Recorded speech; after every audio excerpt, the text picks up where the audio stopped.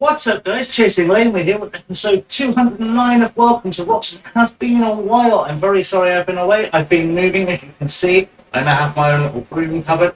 It's not a broom cupboard. I've just been fancying putting some stuff away. Anyway, I thought I'd bring the channel back. Bring the series back now. I'm still getting unpacked in the new place. It was a rough few weeks there, but that's life. We'll get over it.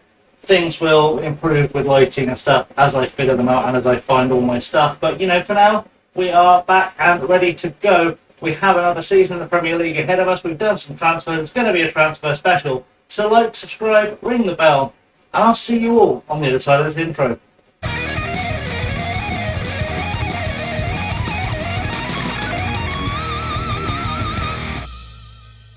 So last season we won a bunch of stuff, and it's time to go again and try and chase down the Champions League, but there have been some big changes. So without any further ado, I think it's time we go and meet those big changes. And as always, we start off by talking about our exes. Luca Chimenti has left us to join Liverpool. He just turned 30. I felt like I had younger players coming through who were going to be better than him by the end of the season, so I thought it was time to move him on. We got 56 million for him, which was not bad considering we got him for nothing. Of course, the first time we signed him back in the conference days, he also came for nothing. So we've done okay there. We've made a big old profit. We've got a good season over last year, but I think that 56 million, it's been well spent to help us rebuild. And he's going to be a pain against us, I'm sure, for years because his natural fitness is 20. But it felt like the right decision at the time. We've got to stick with it now because we've done it. So let's hope it's for the best. Following out the door, a few youngsters, one of which is Sean Brown, who has gone to join Crystal Palace. Didn't really have the potential or the ambition, to be fair. I don't know how he's worth 6.4 million now. We sold him for 325k. I guess he's going to be more of a feature in that Palace team than for us, but we got some good money for him, and he cost us nothing because he came through our youth system. So hopefully more of the same from more players. He's been joined on the way out by Nick Whiting, the left back who again came through our academy. He's gone and joined Middlesbrough, where hopefully he'll develop a bit better than he did here. He's been bought for £875,000. But they think he's going to go for 6.8 in his next transfer. I think we're getting screwed, but we're just selling these players what we're told they're worth for us. So what am I supposed to do, Another of our youngsters, I say youth team players, we actually signed him from Falmouth. But signed him from Falmouth? Yeah, we did sign him from Falmouth. Corby Seabill, a centre-half right-back, central midfielder. Didn't really break through for us. His physicals haven't developed. He's 18, and again, he's barely going to make it to be a championship player. They paid us 450k for a player we signed for free, so I think that's good business. It's good profiteering, and if he develops, good for him, but I don't think we're going to be crossing paths with him in the future. Bit of a weird one, this, in that we never actually saw him play for us. Tino Tenda Mutasa, we signed him from AFC Hornchurch back in the day. Unambitious person. I spent a year on loan in Cornwall after we signed him for free. 7 games, no goals, several divisions below us, was apparently enough for Blackburn to spend £750,000 on him. He's worth 7.6 now, but yeah, I thought £750,000 for a guy who wasn't getting first team football in, I think that's the 9th tier of English football. It's a pretty good deal from where I was standing, so yeah, we've taken it, we've moved him on.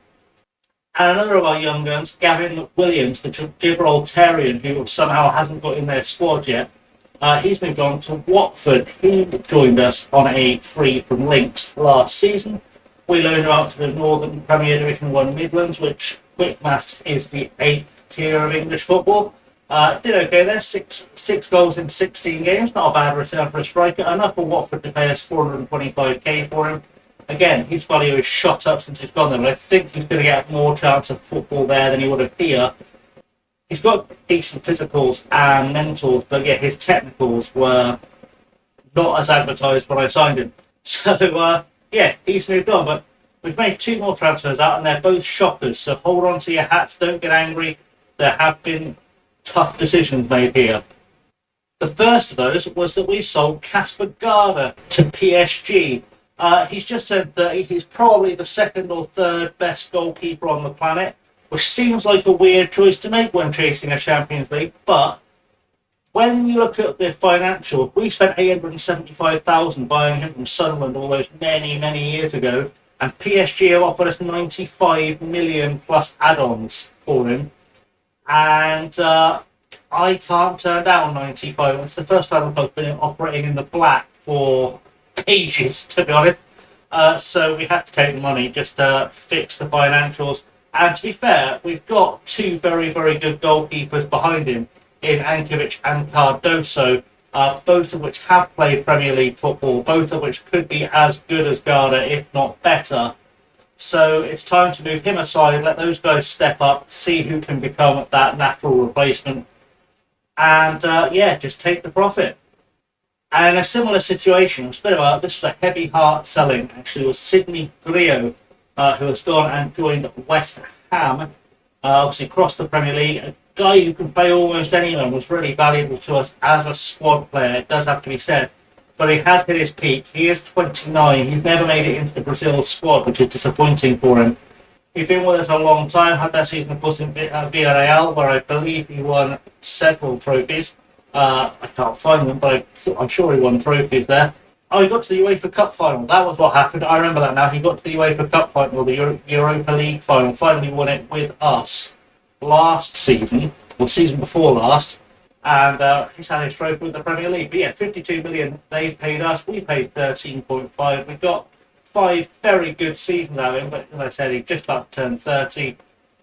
Just felt a bit like time to move on. So I'm having trouble speaking because it's so hot. I've got like 9 pounds on me.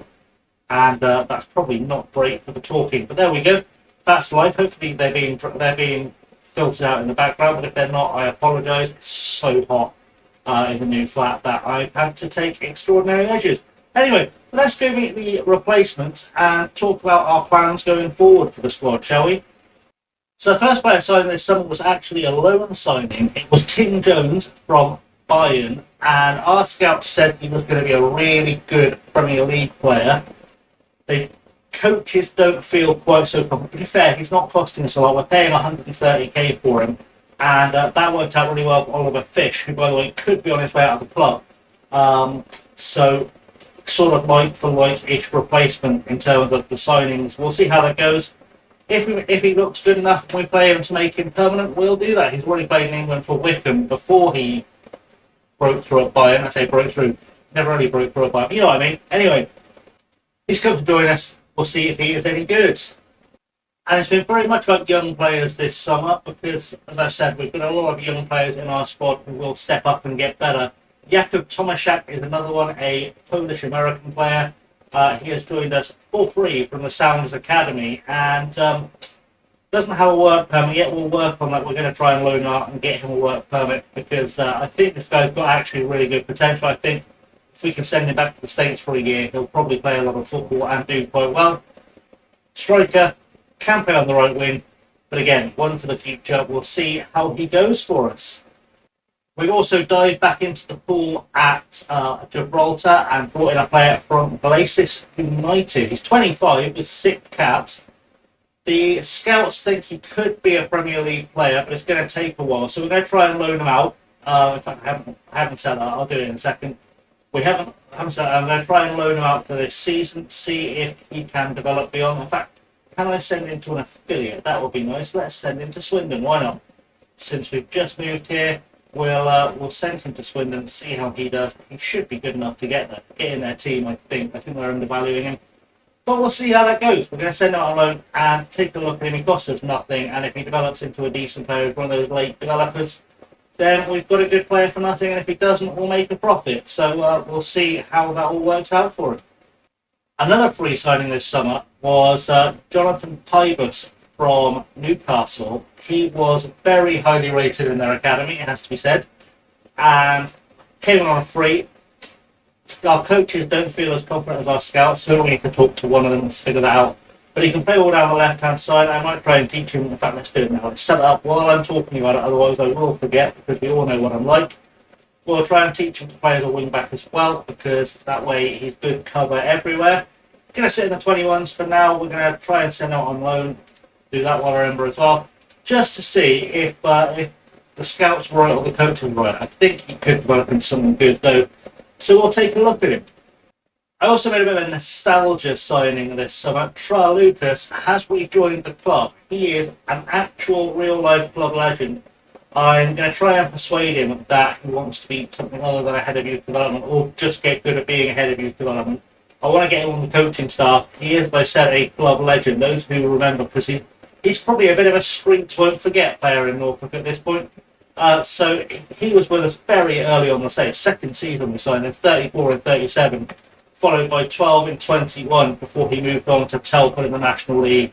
Had some time in Gibraltar, faffed around a little bit, eventually joined AFC Rushden and Diamonds. Never really found the goal scoring form he did for us. But he is a club legend, a genuine club legend. And in fact, you can see it if we go to his club bio, his player bio, he even says Lucas is something of a legend for fans of Wroxham. Made his senior debut in the Carabao Cup playing for Luton. Blah, blah, blah, scored his first goal for us in the Yachtsmen North. Was very good to get him back, and we won't give him a run out in a cup. If we end up drawing against a non-league team in a cup, he might get a token that will run out. He's not going to be a first teamer for us, but it's just nice to see him home. It wasn't all freebies though. I did spend some money, and one of the people I spent money on was Liam Benson, who can play anywhere in midfield. He has joined us from Chelsea, having spent last season on loan at Watford. Very, very good player technically. You can see all the right areas. I say all the right areas because we play with wingers, but if you play him on the wings, he doesn't get any worse. You play him in central midfield, he doesn't get any worse. He's just a good all-round player. He has cost us £66 million from Chelsea. Has played in their first team and has actually started league games for them. So they obviously have a little bit of faith in him. He could become a much better player. Under 21 international as well, which is good. Has won the Europa League this season for with and the Europa Conference League, so definitely has that little touch of experience about him, which is good. I mean, he's not played many continental games, but apparently he played when it mattered, and that's what's important. Lots of potential, really good looking player. Wonder kid as well, rated by the media. Value has already shot up. He is going to play for us, despite saying he's got a 2-star rating of things. He's going to play for us. We're going to get some really good work at him, I think.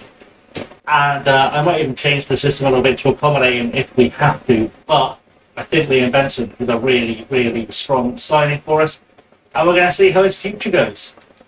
Another player rejoining the club this summer has been Marlon Daniel, who is a 23-year-old Trinbagonian, which I think is just the weirdest way to combine those things. But there we go. Not my choice, not my fight. Has played for us before. We signed him many, in fact, I think for our academy many years ago. And we've loaned him out a lot of times. Didn't work out. He went away to Western Connection in Trinidad and spent a couple of years there. Really, really developed. Apparently he's become a good championship player. But our scouts, whenever they look at him, always say he's going to be a world-class player, which is very interesting. He's gone out on loan to Charlotte in the MLS for this season. If he keeps developing, maybe a cheeky little recapture. Yes, we've spent 39,000 on him, but that's honestly nothing at this level. So we'll see how that goes, and he could come back and be ready for first team football. Let's keep our fingers crossed on Marlon Daniel. Now, continuing our raid on the MLS, Charles Kessler has joined us from the LA Galaxy Academy. Again, does need to go on loan to get himself a work permit. That's not a problem. We'll find him a loan, no problem, I am sure. He's quick. He's 18, so he's quick for 18. A lot of his technicals and mentals are very good for 18. Has the potential to be a Premier League player. He has cost us absolutely nothing. And if he develops into a great player, I'll be very, very happy with him. So we're gonna give him time, gonna see how he goes, and hopefully big things are in this lad's future. I then went back to spending some money, and Rodrigo Velasquez is the next man on our goalkeeper production line. 16 years old, from Argentina. We were able to sign him because he came through Southampton's academy. So I'm guessing also has British nationality, because otherwise he wouldn't have got a work permit. There we go. Had to have had that lying there in the background. I was very surprised we had to sign a 16-year-old Argentine, but we've done it, so good. He's going to be our third or fourth choice goalkeeper this season, mostly, of course, the fact that he's always playing in the 21s. We're moving to the 18s where he can play more football. That's a good idea. Yeah, he's joined us on a massive feast, 35 million for a 16-year-old goalkeeper, but that should tell you how much potential I genuinely believe this guy has. We are going to give him a year in our 18s. As soon as he's able to go on loan, we're going to send him on loan, get him really firing on the development, and hopefully he's going to become a top player for Wroxham. So keep an eye out for Rodrigo Velasquez, either the best or the worst £35 million I'll ever spend. Slightly cheaper, 18.25 million. Francisco Manuel has joined us from Elche in Spain. He spent last season on loan at Northampton, which is sort of how he caught my scout's eye, I'd imagine. He's only 18. He's an under-20 international for Spain. Very good all-round player, and just looks like he's developed, already playing at a League One level, and he's wanted by a bunch of clubs at or around that level, which is nice. That's good transfer business. I think one of them is in the Championship, couple of Championship teams, couple of League One teams. Pretty good. That'll help us out. If we can go to Swansea, that'd be banging for us, to be honest. And yeah, I didn't just click back and reveal all the spoilers. That didn't happen. Anyway, hope I can cut that out. It'll be fine. We paid 18.25 million for him, and yeah, as I said, had a season in the Championship last year. Looked fairly decent for a guy who was not quite ready to be playing Championship football. 6.55 for a guy who would have been 17 at the time. Would have just turned 18, playing his first senior games. Not too shabby. We'll accept it, especially because that Northampton team wasn't very good. But he has good vision, he has good technique, good passing, good first touch. Will develop very, very fast. And we'll keep an eye out for Francisco Manuel. And then we went back to the US. There's Zheng Xiao, who is a Chinese player, Chinese right winger, played for the LAFC Academy, so the other side of Los Angeles. He's already quite quick, he's already quite good. No, he needs a work permit loan, but again, not a problem. Actually, a player this good should make it into the Chinese national team fairly quickly anyway. He should pretty much be good enough to be on the fringes of their team, given how badly they've been performing in recent years. But again, yeah, we're signing for nothing. He's worth 600k. If he turns out to be decent, we're going to at least get some money out of him. So that's going to be pretty cushy. And finally, our big signing for the season gets underway was the guy who essentially replaces Sidney Grio as being our can-play-everywhere utility man, is Manuel Dietzer. He is a German under-21 international signed from Bayern. 41.5 million pound, has played a lot of games in their underage sides, or their reserve sides. Also played a season on loan in the Championship, so has played English football before, which is nice. He would have been 18 at the time, so he knows what he's doing. Plays with both feet. Nothing is spectacular, but everything is good enough that you can see the development. Again, a wonder kid, good enough for the Championship already. We're going to give him a few games this season. I would be absolutely in no doubt, but there's still a few things brewing. I've only come back today because it is the Charity Shield Day, or the Community Shield Day. We're going to come back and play that as well in the next episode, so do come back for that, of course. And yeah, let's go see what the squad looks like now, and we'll talk through the potential ins and outs. So squad-wise, we've got a very big squad, lots of depth, lots of players who will probably go on loan. We've got our three goalkeepers for this season are going to be Ankovic, Hepworth and Cardoso. I very much feel like it's going to be this way around with Cardoso and Ankovic. Don't read too much into this team selection, by the way. I've just been fiddling to see what works, who we've got, where we need people, essentially. So don't read too much into it. Let's nix that just so it doesn't get distracted. Right, so yeah, I think it will be Cardoso starting over Ankovic. I'm not 100% at this point.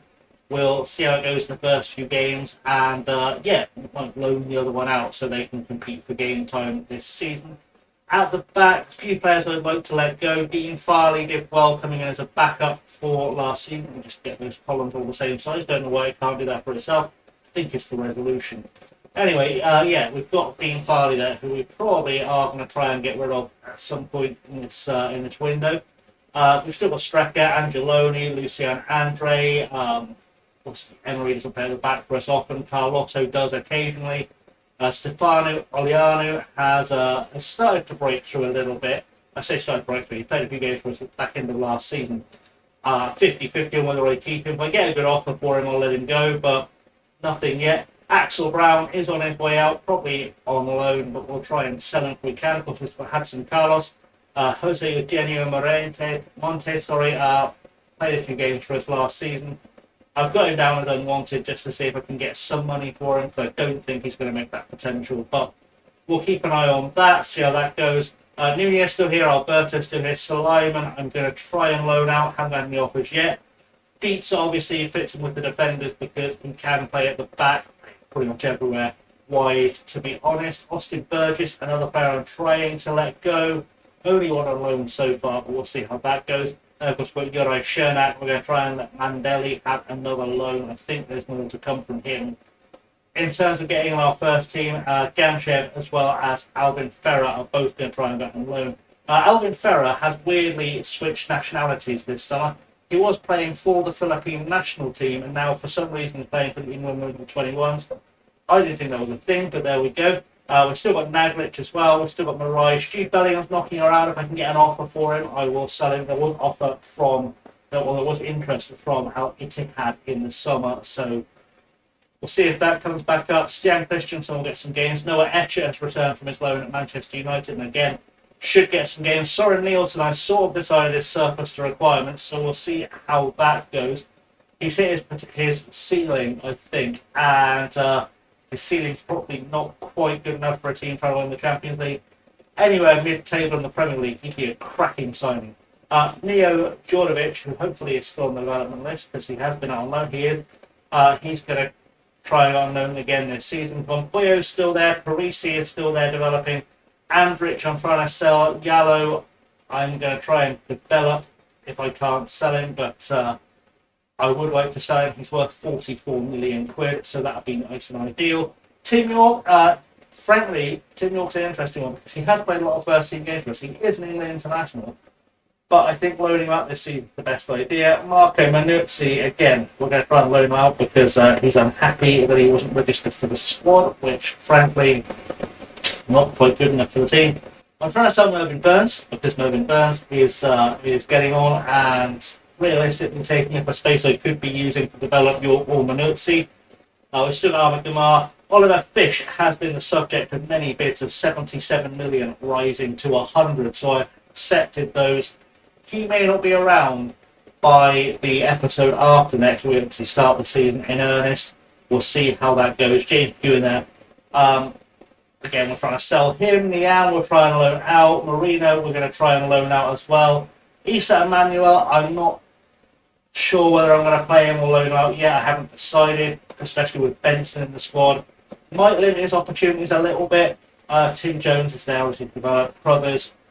I might try and sell Alistair Crothers this summer because he's just not been developing at all. Sam Coombs is back. He'll play because we love a bit of Sam Coombs, who has made his debut at 16. Mustafa Semi-Tai we signed last season. Should break through. Connor Campbell and Gary Dillon will be our two first choice strikers, with Kaleta Shisha making an impact. And Jack Price, don't know what to do with Jack Price because I signed him and spent probably too much money on him, to be honest, if I recall. Oh no, I signed him for a free. That was fine. I remember now because I can see it in front of me. Signed him on a free, and yeah, he was not done a lot. So we're going to try and see if we need to loan him or sell him or do whatever we do with him. But that's the rundown for now. That should be the lineup. Let's look at what we've been throwing fixtures-wise. Get rid of the very successful pre-season, where we've won every game except one against Swindon. I promise I didn't throw that. Right, we'll start off from Premier Shield with Tottenham. That'll be the next episode. We've got the Man City in the first league game, which will be the episode after that, episode 210. And then we're going to play it by ear, because obviously our main focus is the Champions League this season. That's really what we're focused on. So that is going to be the plan for the future. It's going to be a very long episode. I've just realised it's probably touching on half an hour, give or take. Anyway, thanks for watching, guys. I have, as always, been Chasing Laney. Don't forget to like, subscribe, ring the bell. Very happy to be back. We will start making this look a bit prettier if we can, or I might try and use it as a green screen. Who knows? Maybe that's a thing we can do. That'd be crazy. Anyway, Thanks for watching, guys. As always, been Chasing Lane. Until next time, stay safe and have a good one.